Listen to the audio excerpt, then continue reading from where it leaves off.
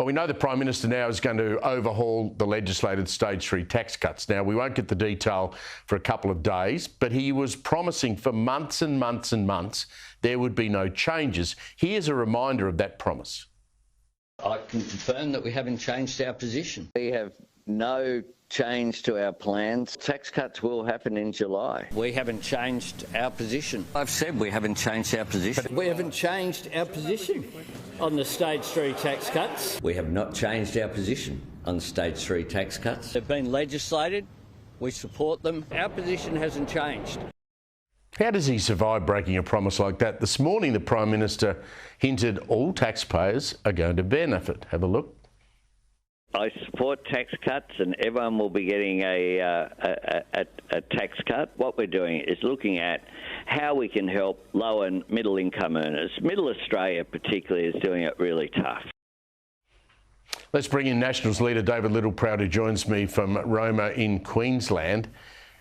How can we look at the Prime Minister and trust him when you look at those two grabs back to back and that broken promise? Well, it's not his first and won't be his last. He also promised us that our electricity bills would be $275 cheaper, and that hasn't come to fruition and won't come to fruition with their renewables energy policy. The Prime Minister's been very clear that he supported this, and I think we've got to also appreciate that Stage 1 and 2 were about tax cuts to low and middle income earners. And this was about a structural adjustment to our taxation system. And if you're going to make changes, it should be about the long-term structural adjustment of bracket creep, not short-term support for cost of living crisis that he and his government have created. And this is where he's going to have to explain the long-term strategic direction around taxation policy as well, which he's failed to do. And we'll watch and see with great interest about his explanation how he's going to cut this. But to take his Australian Labor Party to Canberra, it's going to cost the Australian taxpayer nearly $500,000 when he can't change a thing anyway. He couldn't do it for another couple of weeks until we're in Parliament and we're able to vote on legislation. Why he had to bring them back and cost the taxpayer that? And now we also find out that he wants to put in 53 extra politicians that cost us $62 million extra a year. I don't think he's got his priorities right, and he hasn't learned, despite waking up on the 1st of January, that this was his focus, cost of living. He hasn't quite understood the strategic direction that he and his government need to take. We've got a by-election in 5 weeks. I mean, you can only presume Labor's been doing heavy polling, and that polling must be telling them, I think, that it would be popular for the Prime Minister to come out and announce before that by-election that the top end of town's not going to get the tax cuts that they thought they might get. Oh, and so too about calling a snap caucus meeting that costs the taxpayer $500,000 to show that he's doing something. Where's he been for the last 18 months? He woke up on the 1st of January and said, oh, Australians are doing it tough, finally. Well, he was focused of spending $450 million on a failed referendum. This is measures around not just taxation, but around sensible policy levers on cost of living.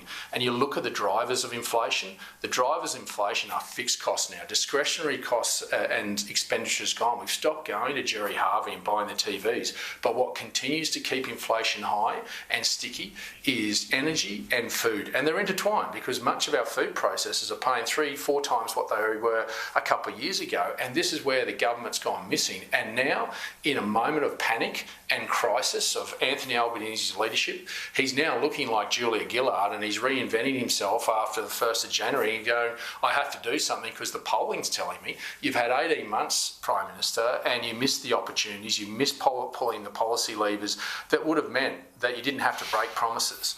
And unfortunately, this is all not just about Dunkley, but it's about him and his political survival over the next 12 months. We saw last week that a pint of beer is going to hit $14, $15. I know you've been putting together a list of measures that you think could ease the cost of living. I think a proposal to expand Parliament, you could knock that on the head, adding another 53 politicians. Yep. What sort of things have you come up with that you think could have immediate impact on people's cost of living and their budgets at home? Well, if you go to exactly what I've just said, the big drivers, food, we've been calling for over 12 months for the government to bring forward their scheduled reviews on the grocery code of conduct. They ignored us. We said, why don't we have an investigation into the supermarkets? When you look at the evidence about fresh meat and fresh produce, there needs to be someone exploring that, and if they've done the wrong thing, hold them to account. Increasing the penalties, divestiture powers. I said that 12 months ago the government would help vote for that. We've also said scrap the fresh food tax. They're actually going to tax our farmers $153 million to help our foreign competitors import their product into Australia, put on the shelf to compete with Australian farmers. I mean, we don't get that paid for us when we send our produce to be sold around the world. Why would we pay for our foreign competitors who are posing the biosecurity risk to our country? Why are we posing that on our farmers who will have to pass it on to you? Give us back the workers we need. Our agricultural sector is working at about 60% capacity because they took away the ag visa and the unions have wrecked the palm scheme that means it's unviable for farmers to use. They're taking away the tools we very need in the water. We need to get rid of these water buybacks and stick to the Murray-Darling Basin plan, not take another 450 gigalitres away from productive agriculture, which drives up your price. We need to pause and plan this reckless race to 82% renewables, which we're tearing down prime agricultural land to put solar panels and wind turbines and transmission lines on, and just give us our fair share of infrastructure for roads and rail. That over $20 billion's been stripped out since they got in, because if we don't have productive arterials to get our product from a paddock to your plate, you're going to pay. They're common sense solutions that aren't going to cost us a lot. In fact, they're policy levers. And instead of flooding the economy with money, we're flooding it with common sense. And that's what the Nationals will be saying when we go back in February. Prime Minister, we've tried to be constructive. We've given you a chance 12 months ago to take on the supermarkets. I wanted a National Energy Summit to have a look at all the options. And when you got even the union saying, and the South Australian Premier backing us on nuclear, well, why wouldn't you actually pause and actually do this properly? We need some common sense brought to this, and unfortunately we're not getting it. We're getting ideology that doesn't meet the practical reality of what's been ripped out of people's wallets.